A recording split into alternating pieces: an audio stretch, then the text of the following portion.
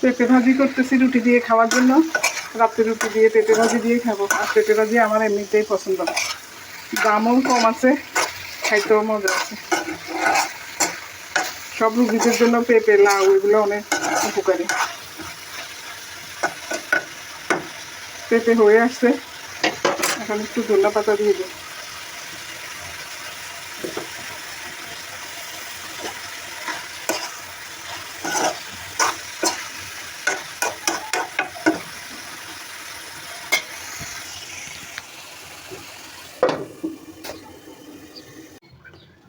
পেঁপে ভাজি হয়ে গেছে, পেঁপে নামাই ফেলছি। এখন রান্না করব লাল শাক দিয়ে চিংড়ি মাছ দিয়ে ভুনা করব।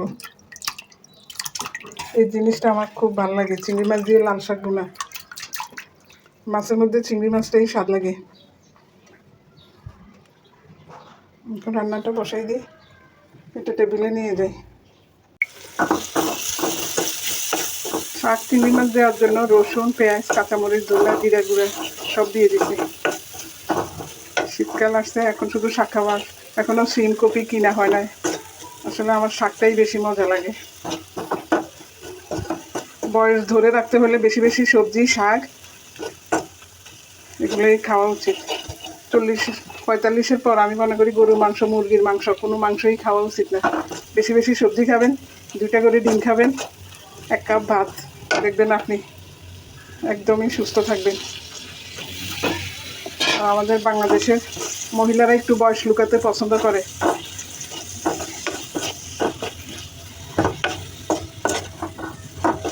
আমি আবার বয়স টয়স লুকাই না, আমার বয়স সামনের মাসে 70-এ পড়বে। দোয়া করবেন সবাই যেন সুস্থ থাকতে পারে। আর আমার বয়সী যারা আছে তারা এখনও 37-40 বয়স বলে। আসলে বাঙালি মহিলারা একেবারেই বয়স লুকায়। আমি তারা বয়স বাড়াতেই চায় না, কী জন্য জানি না। আজরাইলে টান মানলে তো আর বয়স টয়স কিছুই মানবে না। এখন শাকগুলো দিয়ে দিব ভাজি। আমিও বয়স ধরে রাখার জন্য বেশি বেশি সবজি খাবো, শুধু প্ল্যান করি, এখনও বেশি করে খাওয়া শুরু করে নেই। যেগুলো আমার পছন্দ সেগুলো খাইতে পারি না, যেমন চিংড়ি মাছ আমার খুবই পছন্দ।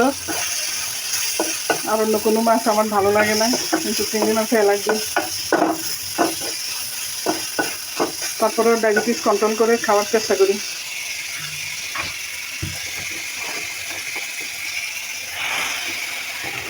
এটাতে কোনো পানি দিব না, শাকের পানি থেকে ভাজাটা হয়ে যাবে।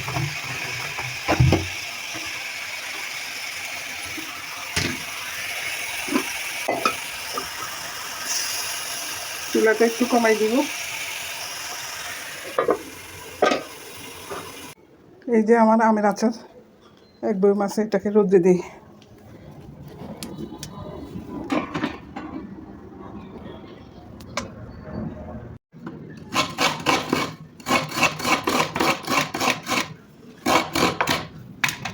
নারকেল করে রাখতেছি। কাশিরে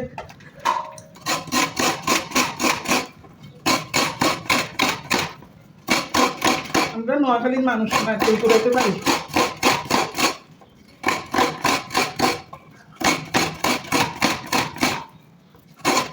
এভাবে করে এভাবে ফ্রিজে বক্সে বক্সে রেখে দিই।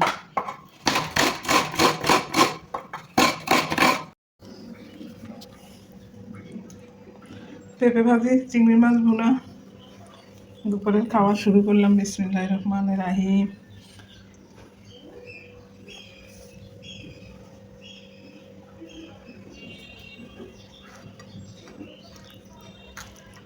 শুক্রবারে সবাই মাংস রান্না করে, খিচুড়ি রান্না করে, আর আমি নর্মাল খাবার।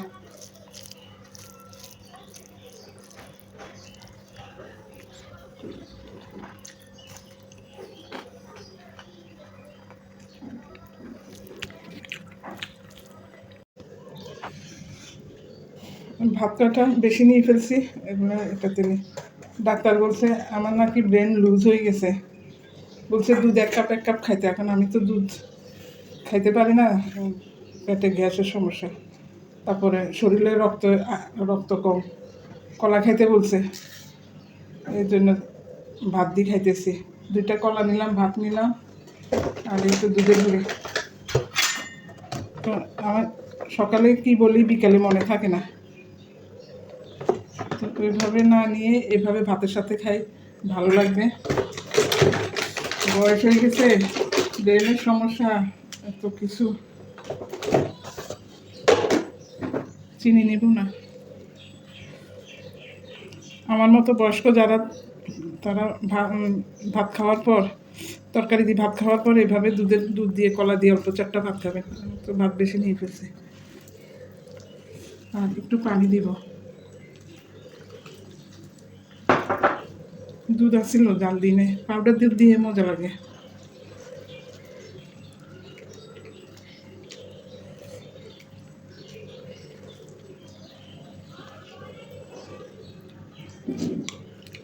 মজা হচ্ছে না, চা নাও, এটা চিনি খাবে।